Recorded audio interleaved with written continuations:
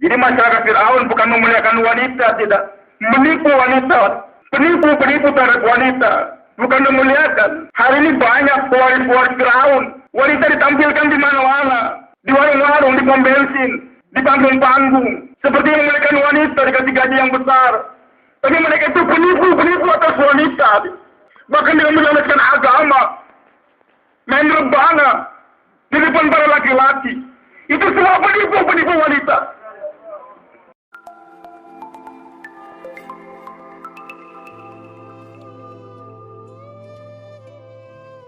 Bismillahirrahmanirrahim. Alhamdulillah Rabbil Alamin.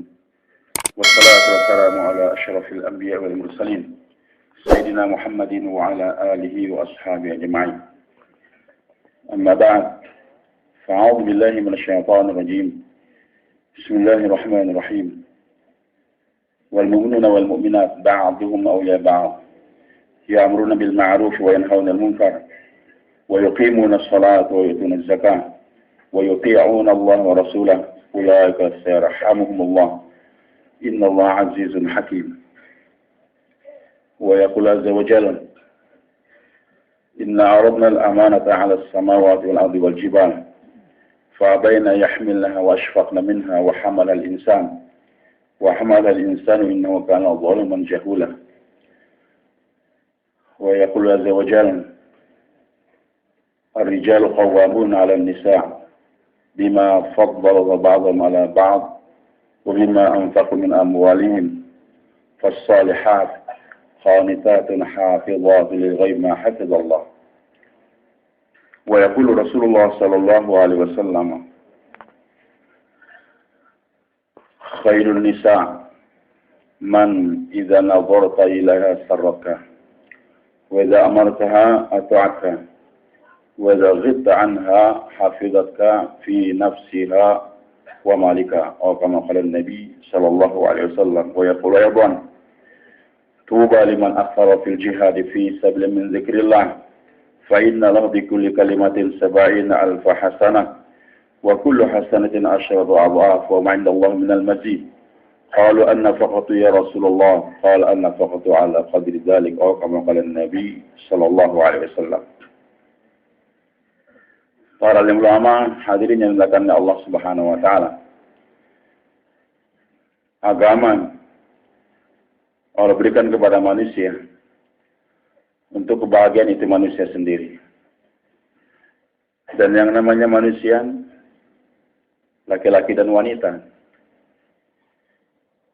Allah Subhanahu wa taala berikan dua kekayaan pada manusia. Harta dan diri. Hadirin yang dimuliakan oleh Allah, agama mengarahkan kepada manusia bagaimana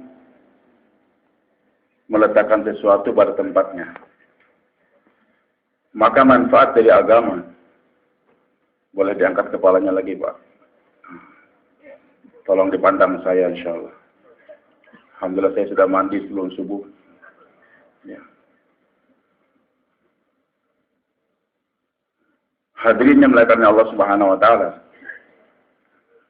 Allah jelaskan dalam Al-Qur'an. Inna 'arafna al-amanata 'ala as-samawati wal ardi wal jibal. Sesungguhnya kami sudah tawarkan amanah, yaitu agama. Hukum-hukum Allah, al-ahkam asy-syar'iyyah kepada langit, bumi dan juga gunung-gunung. Fa'abaina yahmilnaha. Ternyata mereka semua enggan untuk menerima ini amanah. Wa ashfaqna minha, dan ketakutan. Karena perintah Allah nih, hukum-hukum agama diamalkan, mendapatkan nanti ganjaran di dunia dan di akhirat. Yang jelas di akhirat nanti hadirin akan diberikan kebahagiaan yang abadi. Tapi kalau tidak, dilemparkan ke api neraka. Melihat risiko yang sangat berat dalam agama ini, maka langit, gunung, bumi ketakutan. Wa hamalal insan. Ternyata manusia yang menyatakan kesanggupan dia untuk terima itu agama. Berani ini manusia. Dan hadirin Allah jelaskan siapa itu manusia, Pak? Innahu kana zaluman jahula. Jadi maksudnya manusia nih. Kalau tidak ada agama, antara dua. Kalau nggak jadi orang zalim atau orang bodoh. Bodoh tidak tahu meletakkan sesuatu pada tempatnya. Namanya orang bodoh. Lihat sorban, nggak tahu di mana taruh sorban. Namanya bodoh. Zalim. Wad'u syai'i fi ghairi mahalli. Meletakkan sesuatu tidak pada tempatnya. Sorban diletakkan di kaki. Dia tahu seharusnya sorban di kepala, dan diletakkan di kaki. Itu namanya orang yang zalim. Maka hadirin agama mengajarkan pada manusia jangan jadi orang zalim, jangan jadi orang bodoh. Di mana diletakkan diri kita? Kalau nggak tahu namanya bodoh. Tahu diri diletakkan di sini tapi diletakkan di tempat lain. Itu namanya orang zalim. Maka pertemuan kita atau gerak dakwah kita, bayan-bayan kita berkisar kepada di mana kita meletakkan diri dan harta kita. Atau apa yang Allah berikan kepada kita, kemana kita letakkan. Jadi, dijelaskan agama kepada kita.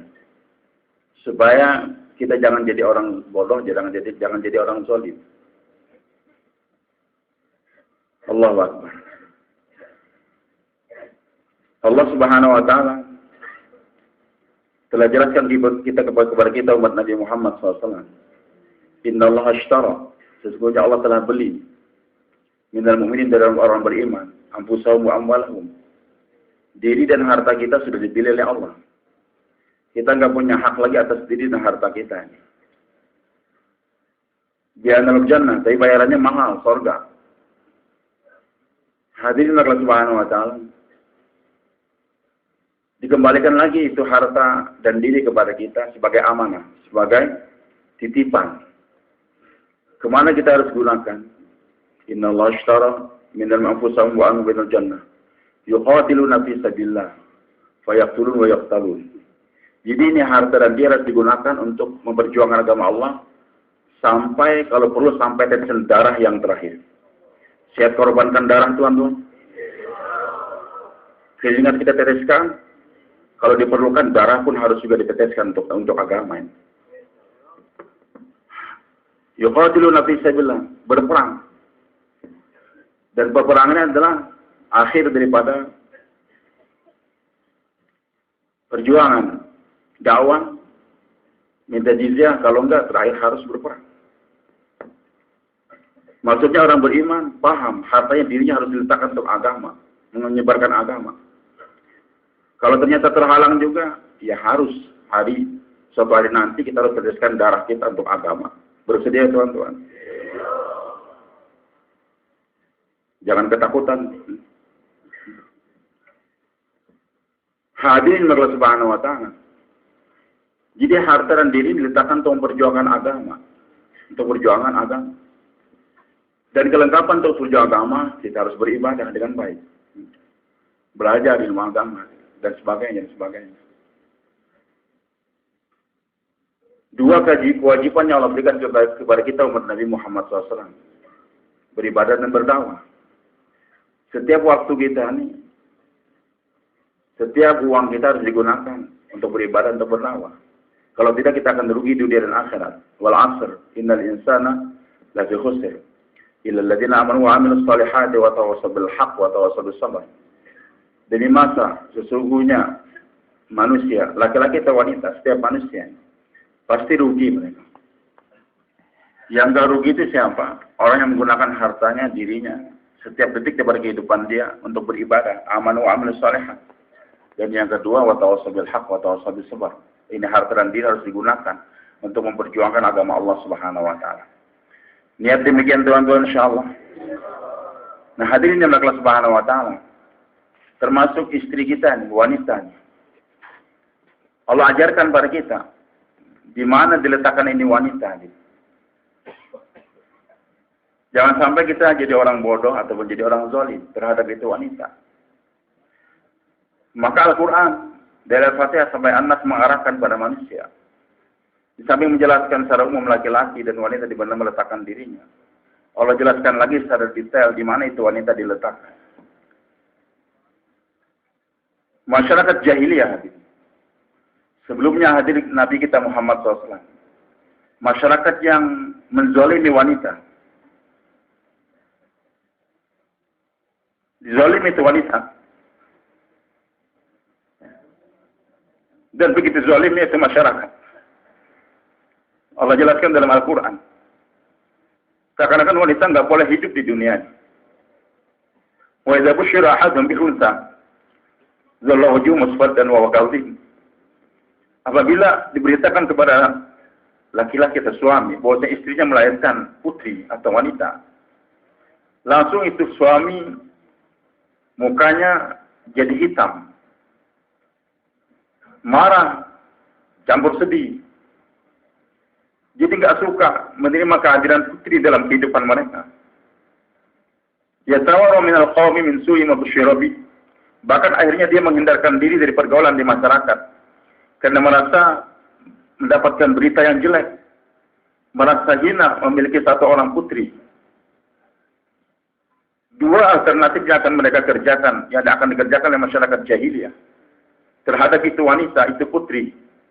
Ayum siku ala hunin, apakah itu bayi wanita tetap dipelihara di rumah mereka, tapi dengan menanggung perasaan hina memiliki itu putri. Atau yang kedua, amyadushu fiturab, itu putri dikuburkan hidup-hidup. Itu masyarakat jahiliyah. Saya maaf, untuk Sayyidina Umar radhiyallahu anhu, beliau tidak pernah menguburkan anak beliau. Tolong jangan dibayangkan. Ini riwayat orang-orang Syiah, Pak. Untuk menjelekkan Sayyidina Umar radhiyallahu anhu.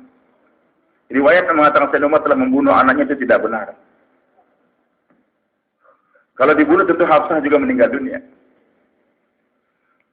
Di kalangan masyarakat Quraisy memang tidak ada yang membunuh wanita. Itu adalah masyarakat Arab jahiliyah yang lain. Hadirin Allah Subhanahu wa taala. Jadi masyarakat jahiliyah yang ada di zaman Nabi kita Muhammad sallallahu alaihi wasallam.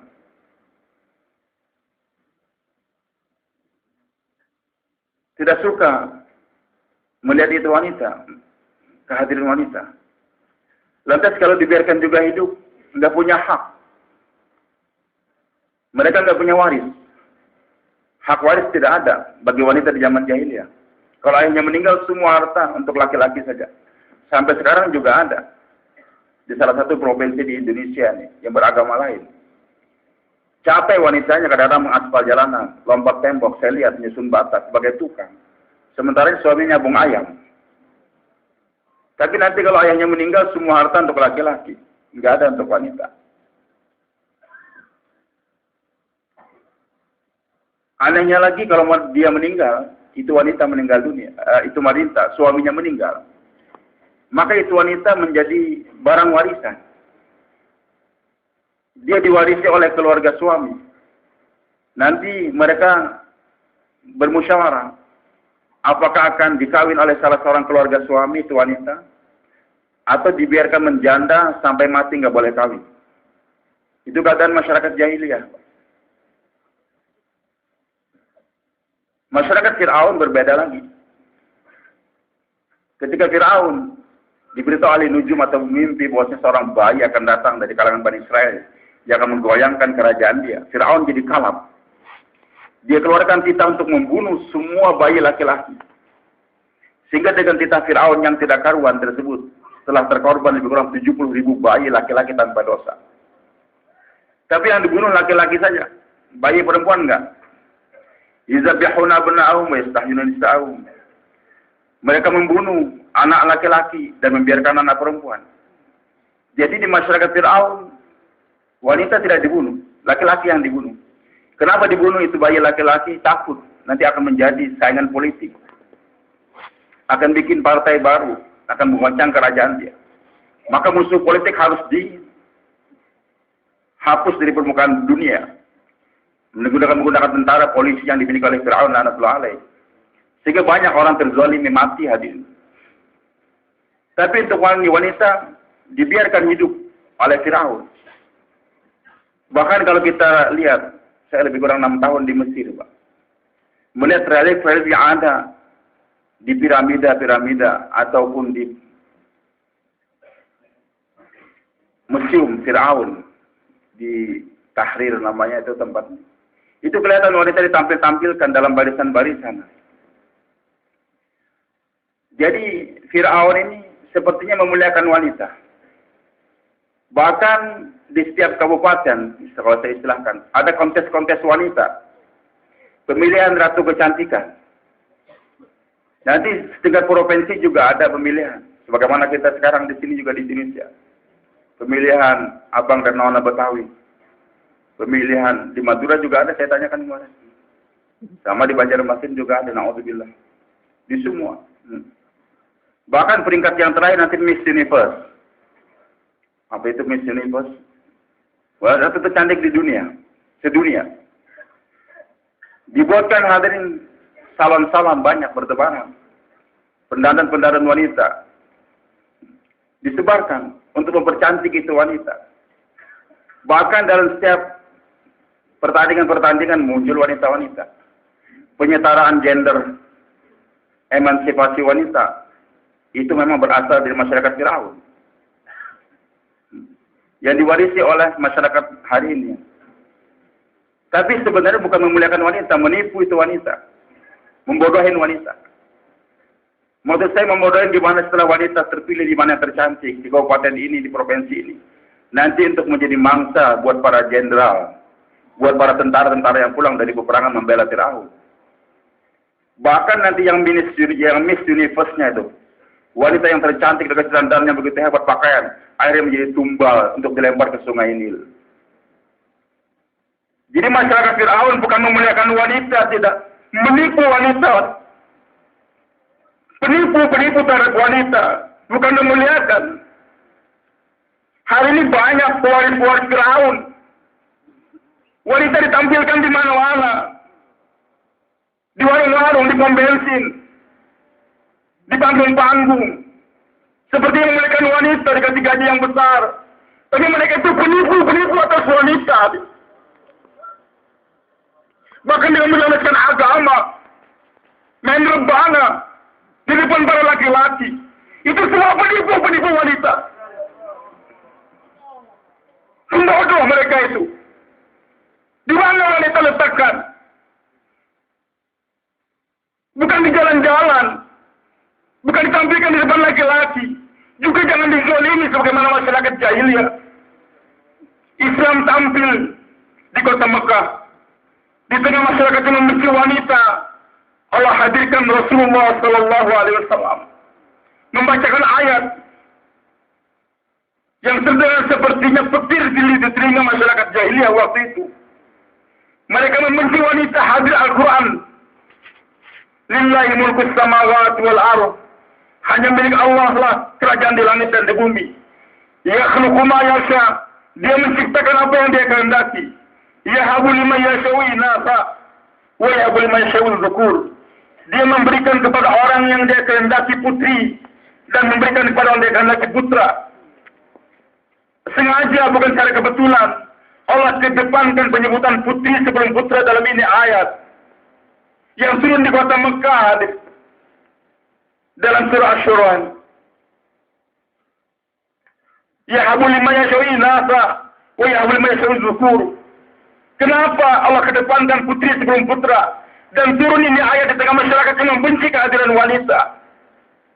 Allah ingin merobek, menghancurkan kebiadaban manusia menzalimi itu wanita.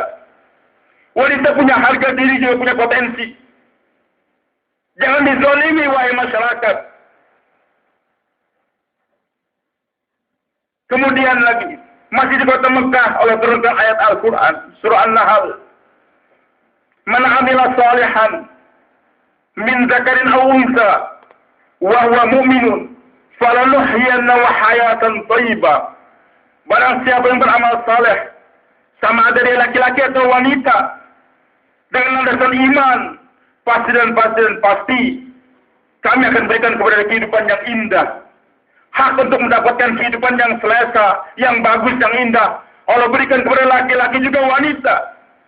Wanita punya hak untuk mendapatkan kehidupan yang selesa, kehidupan yang indah di dunia ini, dan juga balasan di akhirat nanti. Kehidupan bukan hanya dinikmati untuk laki-laki saja. Wanita menjadi tumbal, menjadi korban, tidak. Dia punya hak, tapi dengan syarat ada iman dan amal dalam diri itu wanita.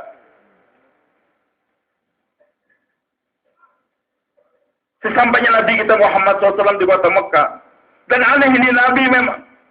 Ketika wahyu turun di Gua Hira, yang pertama kali beliau jumpai adalah wanita. Belum berjumpa Abu Bakar As-Siddiq radhiyallahu anhu, belum berjumpa Ali bin Abi Thalib, belum berjumpa Warqah bin Naufal, orang alim waktu itu yang bisa menerjemahkan Taurat dan Injil ke dalam bahasa Arab yang fasih. Justru yang beliau jumpai adalah wanita istri beliau sendiri Khadijah radhiyallahu anha. Memberikan gambaran kepada umat beliau yang akan dijadikan dai-dainya Allah. Orang yang pertama kali harus kalian sertakan dalam kerja dakwah adalah istrimu sendiri. Bohong. Kerja dakwah kemana-mana, keliling. Istri nggak pernah diikutkan dalam kerja dakwah. Katanya menghidupkan sunnah Rasul, sunnah Rasul. Sunnah Rasul yang pertama di hari pertama. Kita nggak kerjakan. Kalau istilah bahasa Pak Salim dengan bahasa lembut kemarin, tapi maaf. Saya ingin belajar kelembutan, saya belum mampu. Mudah-mudahan suatu saat nanti Allah lembutkan saya. Beliau katakan, kalau laki-laki keluar kemana-mana 4 bulan, tapi istri nggak pernah dibawa, disertakan dalam ini kerja masturah. Itu seperti traktor yang bannya setinggi manusia, tapi rodanya yang satu lagi adalah ban sepeda. Itu tidak bahasa kelembutan dikeluarkan oleh Pak Salim. Tebeleng. Apa beleng, Mbak? Bahasa Bugis tuh. Pendusta. Naposi kalau orang Jawa katakan. Kau suarakan sunnah Rasul, sunnah Rasul. Tapi kenapa sunnah Rasul yang pertama di hari pertama memberitahukan istri bahwa beliau telah dijadikan Nabi oleh Allah Subhanahu Wa Taala? Pelajaran yang pertama kita lupakan daripada baginda Rasulullah SAW. Baru Nabi jelaskan ayat-ayat berikutnya menjelaskan wanita harus dimanfaatkan dengan benar. Sesampainya di Madinah bukan 1-2 ayat. Bahkan ada surah namanya surah An-Nisa. 1 juz setengah panjang yang lebih kurang. Di sinilah Islam tampil menjelaskan kepada kita laki-laki. Jangan berperan seperti Fir'aun yang menipu wanita. Jangan berperan seperti masyarakat jahiliyah yang menzalimi wanita. Awal surah An-Nisa. Wanita-wanita beristri-istri Allah jelaskan. Ya ayuhan nasu taqu rabbakum alladzi khalaqa min nafsin wahidah. Wahai manusia, takutlah kalian kepada Allah yang menciptakan kamu dari satu jiwa, itu Adam alaihissalam. Wa khalaqa minha zawjaha. Lalu ciptakan dari tulang rusuknya Adam, pasangannya istrinya Hawa radhiyallahu anha. Wa basta minhuma rijalan katsiran wa nisaa. Justru dengan hadirnya wanita, baru generasi akan berlanjut. Diciptakannya laki-laki dan wanita yang banyak karena hadirnya Hawa di samping laki-laki. Tanpa adanya wanita tidak akan berlanjut ini generasi manusia. Kemudian dalam surah An-Nisa Allah jelaskan laki-laki itu berperan sebagaimana biasa. Bagaimana dia berperan? Ar-rijalu qawwamuna 'alan nisa. Laki-laki adalah qawwamun, pembimbing, pengayom, pengarah kepada wanita. Bukan pembodoh, bukan penzalim. Qawwamun, mengarahkan, meluruskan. Kenapa dijadikan qiwamah untuk laki-laki, kepemimpinan? 2 kerja Allah berikan pada laki-laki. Bima faddala ba'dahum 'ala ba'din wa bima anfaqu min amwalihim. Karena kemampuan laki-laki untuk mengarahkan wanita ke jalan yang benar. Memberikan nafkah batin. Nafkah batin itu hadirin memberikan agama. Bukan nafkah batin berarti cuma. Itu nafkah zahir. Memberikan bimbingan kepada istrinya untuk mengenal Allah, mengenal sunnah-sunnah Nabi SAW. Qu anfusakum wa ahlikum nara. Ini peran yang pertama dijadikan qiwamah, memberikan ta'lim. Yang kedua memberikan nafkah kepada istrinya. Laki-laki punya kewajiban untuk meluruskan istri ke jalannya Allah ridhai dan memberikan nafkah. Tidak akan mungkin seorang laki-laki menjadi qawwam kalau dia tidak mengarahkan istrinya ke jalannya Allah ridhai dan juga tidak memberikan nafkah. Kita tidak menggalakkan istri-istri kita, silakan hadir pengajian-pengajian kamu, tidak. Istri kita ajari agama. Kalau dia nggak tahu agama, tanya kepada kita. Kita juga nggak tahu, tanya kepada ulama. Jangan istri yang SMS kepada ulama langsung. Tertib yang diinginkan dalam kerja kita adalah tertib nubuah. Wanita langsung bertanya kepada ulama, langsung tidak. Bertanya kepada suami bertanya kepada ulama. Hasilnya itu, maka suami dalam tadi menjelaskan kepada istrinya. Baru kewamahnya akan datang.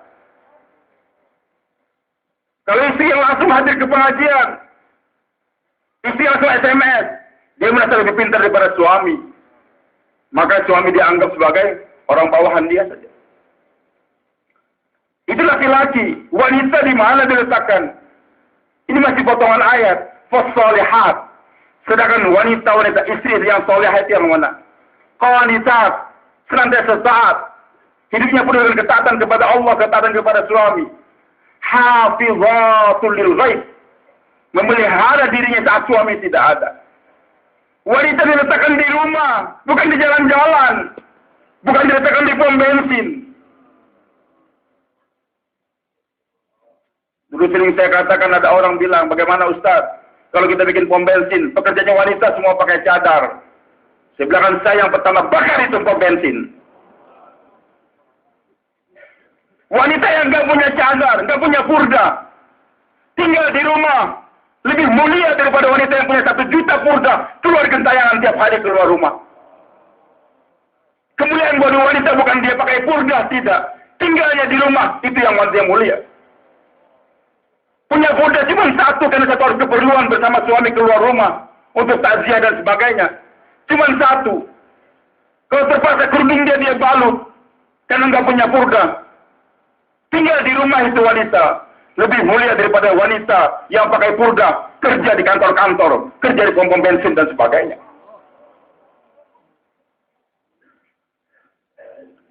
Bagaimana dia akan jaga dirinya, hadirin? Kalau dia sudah keluar rumah. Kalau dia dalam rumah, dia dalam bimbingan Allah. Tapi kalau keluar rumah, Nabi sabdakan, al-mar'atu auratun, idza kharajat istashrafa syaitan. Wanita itu adalah aurat. Kalau sudah keluar rumah, maka yang menjadi mursyidnya, yang menjadi pembimbingnya adalah iblis. Kalau wanita sudah banyak keluar rumah, maka yang menjadi mursyid, yang mengarahkan dia adalah iblis lantaran alai. Maka tidak ada dalam tertib kita, Pak. Wanita pakai mobil sendiri, bawa perempuan lain untuk nusrah jamaah. Tidak.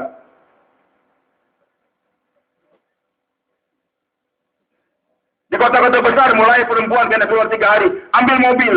Dia punya Mercy, punya Volvo, punya macam-macam. Telepon wanita lain ikut sama saya nusrah jamaah. Tidak ada.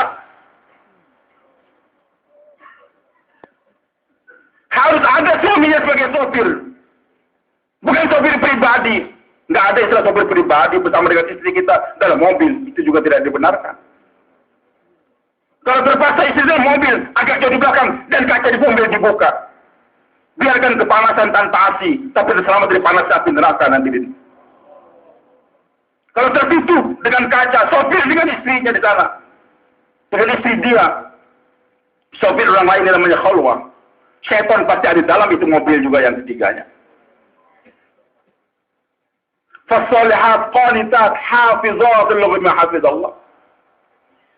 Kemudian hadirin, Islam menjelaskan wanita itu punya hak. Yang tadi zaman jahiliyah punya hak waris, sekarang dalam Islam dalam surah An-Nisa Allah jelaskan wanita punya hak waris. Allah jelaskan juga wanita itu jangan diwarisi. Maksudnya diri dia jangan jadi warisan. Ya ayyuhalladzina amanu la yahillukum an tarisun nisa karha. Hai orang beriman, jangan kamu warisi itu wanita dengan paksa. Wanita bukan warisan, tidak. Maka kalau dia meninggal, kalau suaminya meninggal dunia, hak 100% untuk menentukan kawin atau tidak hak dia. Ayahnya nggak boleh maksa. Allah katakan lagi di Quran dijelaskan, kalau dia ingin kawin, jangan kamu larang. Kalau dia nggak mau kawin, bertahan dalam kejandaan dia, jangan kamu paksa. Ini di Quran Allah jelaskan. Tapi kalau kawin tetap harus pakai wali, harus ayahnya juga. Nggak bisa langsung dia sendiri, jangan salah paham. Tetap pakai wali. Bahkan Nabi kita Muhammad SAW menjelaskan, kalau itu wanita ingin bertahan dalam kejandaan dia, ingin mendidik anaknya dengan baik, maka Nabi katakan, ana wa imra'atun sab'aul khaddaini kahataini fil jannah.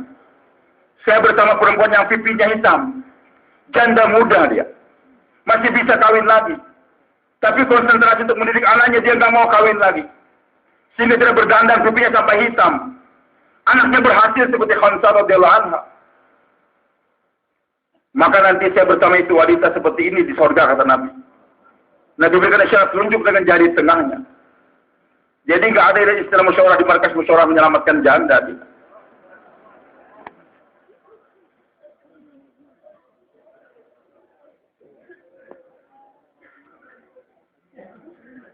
Hadirnya Allah Subhanahu wa taala, lebih daripada itu lagi, Pak. Islam telah mengajarkan kepada kita di mana diletakkan itu wanita. Maka ini kerja kita. Bagaimana saya menyertakan wanita dalam kerja agama? Maka Allah jelaskan dalam Al-Quran. Di mana kau letakkan kau punya istri? Kita yang dipuji oleh Allah, laki-laki dan wanita yang berdapat pujian. Asalkan mau ini kerja dalam kerja dakwah. Kuntum khaira. Pertama, qul hadhihi sabili ad'u ila Allah ala bas ana mittabani. Ini kerja dakwah, kerja Rasul SAW. Dan waman ittaba'an, orang yang mengikuti Rasulullah SAW. Dalam tafsir lain, ana waman aman nabi. Siapa yang beriman kepada Rasulullah sama laki-laki atau wanita, dia punya kemuliaan untuk mendakwahkan di agama. Jadi wanita juga Allah letakkan untuk menjadi dai-dainya Allah Subhanahu wa taala. Dan Allah jelaskan tujuan perkawinan kita ini untuk apa. Wal mu'minuna wal mu'minat ba'dhum awliya ba'd. Para mukmin laki-laki dan perempuan satu sama yang bekerja sama. Gaib itu wanita. Bawa itu wanita, letakkan dia jadi partner kalian. Jangan dizalimi. Jangan dibodoh ini ditampilkan untuk orang-orang laki-laki yang lain, tidak. Sertakan, jadikan partner kalian. Dalam apa? 5 Allah katakan dalam Al-Quran ini, Pak. Bawa untuk bekerja sama. Ya'muru bil ma'ruf wa yanha 'anil munkar. Bahwa mereka bekerja sama untuk Allah dan munkar dalam kerja dakwah. Jadi peran yang utama bagi wanita, Allah ingin meletakkan wanita juga sahih dalam kerja dakwah ini. Dan Allah sudah jelaskan. Nabi-nabi yang dibantu oleh dalam kerja dakwah, umatnya banyak, terskilannya banyak. Seperti Nabi Musa alaihissalam, Nabi kita Muhammad SAW, Nabi Ibrahim alaihissalam. Tapi nabi-nabi yang tidak dibantu oleh istrinya, capek itu kerja itu nabi, tapi hasilnya sedikit. Memang hidayah di tangan Allah. Tapi tidak ikut sertaan istri mereka dalam kerja dakwah, ini menyebabkan tashkilnya sedikit. Bahkan Allah katakan wanita yang tidak mendukung suami dalam kerja dakwah sebagai wanita pengkhianat. Daraballahu masalan lika famra'atan Nuh wa imra'atan Lut kanata tahta 'abdin min ibadis salih fa khanatahuma. Istri Nabi Lut dan istri Nabi Nuh mengkhianati suaminya. Pengkhianatan bukanlah perselingkuhan, bukan pacaran, tapi tidak mendukung kerja suami, kerja Nabi Lut dan Nabi Nuh alaihi wassalam. Itu dikatakan pengkhianatan oleh Allah Subhanahu wa taala. Bersedia membiarkan istrinya menjadi pengkhianat, tuan-tuan? Kalau Anda tidak mengajak istri kerja dakwah, tidak mengajak istri kerja sama, berarti Anda rela untuk membiarkan istri Anda sebagai pengkhianat dalam agama. Bersedia bawa insyaAllah? Masih lemas insyaAllah. InsyaAllah. Mana orang Bugis di sini? Teriakan insyaAllah. Di Makassar insyaAllah. Di Jakarta insyaAllah.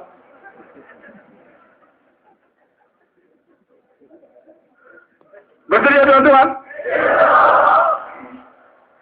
Semoga Allah memberikan taufik pada insyaAllah Anda insyaAllah. Sadaqallah